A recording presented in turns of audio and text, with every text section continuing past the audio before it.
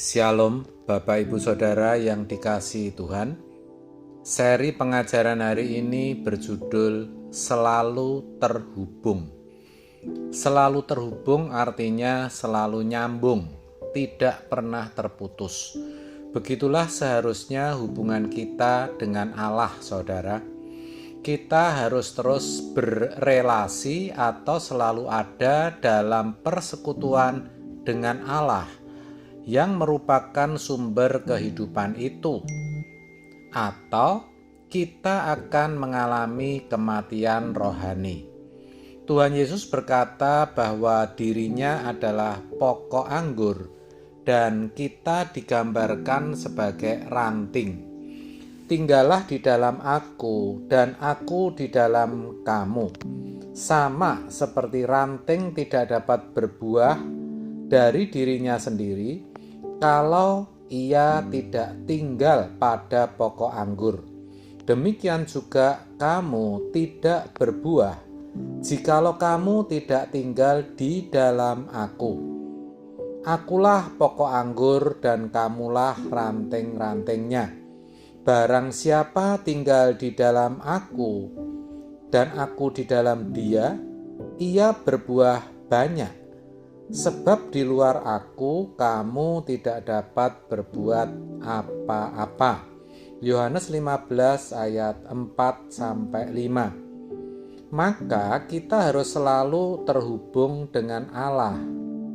Allah memang tidak kelihatan, tetapi Dia hidup, Dia nyata, dan bisa kita alami secara konkret dan real. Sampai hidup kita dilingkupi, dicengkeram, dan dipenuhi oleh kehadirannya. Sehingga kita bisa berkata, ternyata Tuhan itu benar-benar ada. Itu tidak mudah, saudara, tetapi itu bisa kita alami.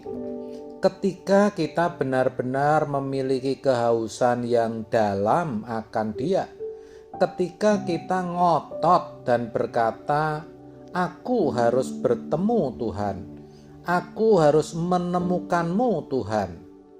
Ketika kita terus belajar menghayati kehadiran Allah, bukan hanya melalui pikiran, tetapi di dalam perasaan bahkan fisik kita, menghayati Allah yang nyata dan hidup itu, sampai kerajaan Allah benar-benar hadir di dalam hidup kita. Saudara, Bapa itu begitu sangat menyayangi kita. Dia benar-benar ingin melingkupi dan memenuhi kita dengan kehadirannya, dengan hadiratnya. Itulah sebabnya Dia berkenan memberikan rohnya mendiami tubuh kita. 1 Korintus 6 ayat 19. Namun, Dia tidak bisa memenuhi, melingkupi, dan mencengkeram hidup kita kalau kita masih memiliki kesenangan-kesenangan. Itulah sebabnya hal-hal salah atau hal-hal yang tidak berguna yang melingkupi, menguasai, atau mengikat diri kita harus kita buang. Misalnya tontonan, hiburan, hobi, atau kesenangan apapun yang membuat kita terputus, tidak terhubung, atau menghalangi hubungan kita dengan Tuhan, harus kita buang. Kita harus merelakan hal itu. Sebab kalau kita tidak membuang hal-hal tersebut, maka kita tidak akan selalu terhubung dengan Allah, dan Allah tak dapat melingkupi dan mencengkeram kita. Firman Tuhan berkata, jangan ada padamu Allah lain di hadapanku. Juga di bagian lain dikatakan, kamu tak dapat mengabdi kepada dua tuan. Matius 6 ayat 24. Artinya, tidak boleh ada ruang atau bagian sekecil apapun dalam hidup kita yang tidak kita berikan untuk Tuhan. Segenap hidup kita harus kita baktikan untuk Tuhan. Kita tidak menyembah siapapun kecuali kepada Allah dan Bapa Tuhan kita, Yesus Kristus. Artinya, kita hanya memberi nilai tinggi Tuhan, hanya menghormati Tuhan saja. Kita mengagungkan Dia lebih dari kita menghargai apapun dan siapapun. Bahkan penghargaan kita kepada seseorang atau sesuatu itu pun karena dan demi Tuhan. Ingat saudara, firman Tuhan berkata, jadi baik kita makan atau minum atau melakukan sesuatu yang lain, kita lakukan semua untuk kemuliaan Allah. 1 Korintus 10 ayat 31. Sungguh saudara, Bapa ingin kita bisa merasakan kehadirannya, bukan hanya ketika kita menyanyi atau berdoa di gereja, tetapi setiap saat, sepanjang hari, dalam setiap aktivitas yang kita lakukan. Tubuh kita itu bait Roh Kudus, saudara.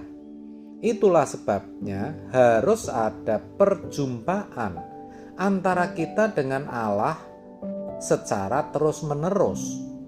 Kalau dulu kita terhubung dengan kehadiran Allah, atau kita hanya bisa merasakan kehadiran Allah hanya pada saat-saat tertentu saja, itu pun kita alami hanya di gereja atau ketika menghadiri KKR.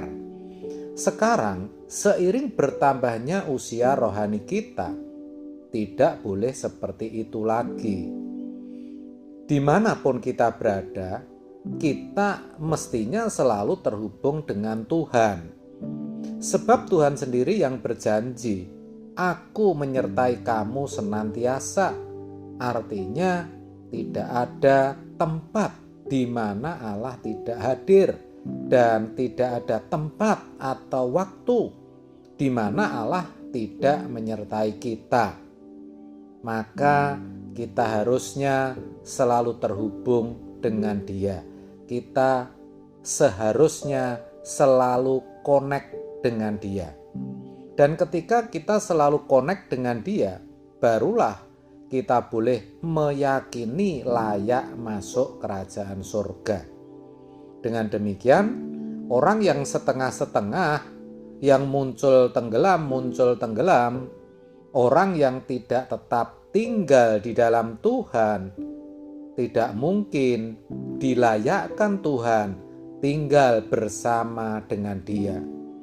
Apalagi mereka yang tidak hidup di hadirat Allah.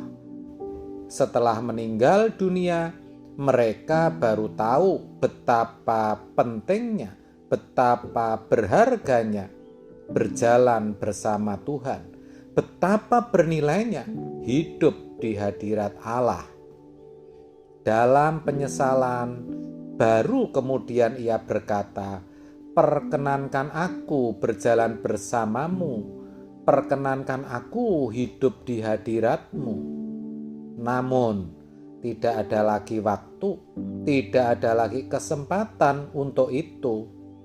Jadi, saudara, selagi kita hidup di dunia, kita serius benar-benar membangun relasi atau hubungan dengan Tuhan. Bagi kita yang mau selalu terhubung dengan Allah, berlaku firman, kamu sudah mati dan hidupmu tersembunyi bersama dengan Kristus di dalam Allah. Kolose 3 ayat 3. Artinya apa? Tidak ada lagi yang kita ingini jikalau hal itu tidak diingini oleh Kristus. Bagaimana kita bisa tahu? Roh Kuduslah yang menolong asal kita serius. Amin. Tuhan Yesus memberkati.